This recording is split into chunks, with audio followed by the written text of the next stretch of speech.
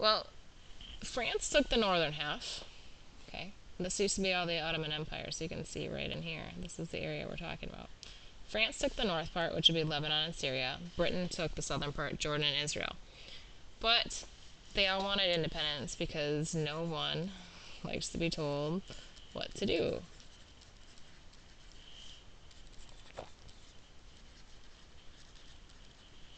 Or controlled by anyone else, right? I mean, I think we all feel that when we have somebody getting too bossy with us, or when your parents ask you to clean the room. We don't like it. We like to make our own decisions.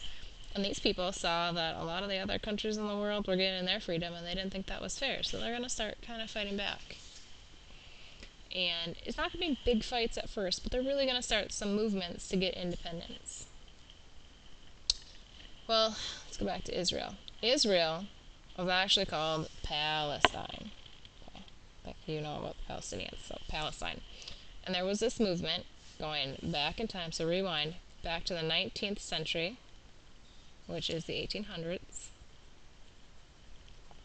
in Russia. Remember, the diaspora, they got spread all out, all over the world, and a lot of them went up to Russia. Well, things were not so great in Russia either, and the Russian people started blaming the Jewish people for the problem, so they were gotten really nasty, and they did these things called pogroms to them. And so then they started just dreaming and wishing of a homeland. They really wanted to go back home to Jerusalem and to Bethlehem. They wanted to go back to their homeland.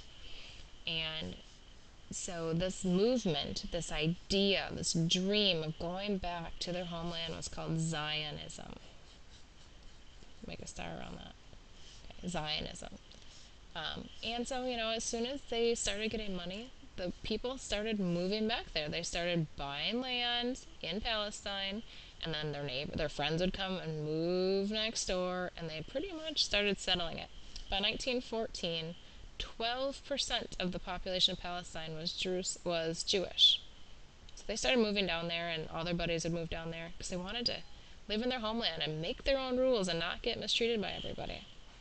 And then, before World War II, so between the world wars, Hitler started his mistreatment and everything, persecution of the Jews in the 1930s. So when he started doing that, people, especially the people with money, really were able to leave, and they went to Jerusalem.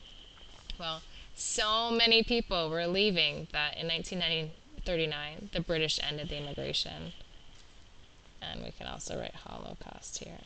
Well, obviously, if you had enough money, you could get out and you saw what was coming, and the Holocaust, you would get out of there. But the British said, hey, stop, too much, too many new people, we can't handle it. But that's not that they were super mean. I mean, almost every country. America stopped letting in a lot of people, too. So, we get World War II, and we get the Holocaust. After we figured out what happened in the concentration camps, there's a lot of guilt. And so the United Nations decided to let them have their homeland. They kind of gave in to them. So they took this land right here, Palestine, and they were going to divide it into two countries. They were going to say, okay, we're going to have a Jewish land and an Arab land. And the Arabs tend to be Muslim, but they're not all.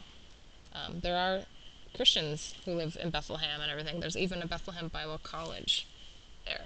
So it's not just that. But the United Nations, or the UN, who is kind of head of a Security Council of Great Britain, France, and the United States, and those countries, decided that, okay, well, we're going to let the Jewish people have a homeland because of the Holocaust. I mean, that was terrible. So we're going to let them move here. Okay, except you can't just take away land from people and make them move. That's not very kind. So there's going to be some hurt feelings. Well, so Israel officially, the country, was created in 1948. Not that old. But you know what? There's a lot of Arab people who were already living there. So all the Arabs in the area disagreed. All of these other countries here, Egypt, Syria, Lebanon, Jordan, Iraq, Saudi Arabia, and Yemen, immediately started a war. Let's write war. They immediately started a war because they were so mad that the United Nations could just come in and put Jewish people in there where they weren't and take away land from the Arabs. It wasn't necessarily about their religion. Part of it is that they were different, but it was about these European countries coming in and taking their land. Well, what is Israel supposed to do? They're this teeny tiny little country, brand new. So the UN and NATO, which the USA is a big part of, gave weapons, and we supported them. We gave them a lot of their weapons, and so the Jewish troops fought back. And since then, there have been at least 7 wars between Israel and Egypt and Israel and all these other countries. And today it's still a source of conflict, still going on today.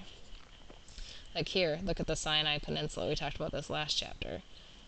The Suez Canal is right in here. Israel took it for a little bit, and then Egypt took it back, and it's been a war. And now Gaza Strip is right here. It's right by Israel, right by Egypt, and over here you have the West Bank. And these are the things that you hear on the news all the time.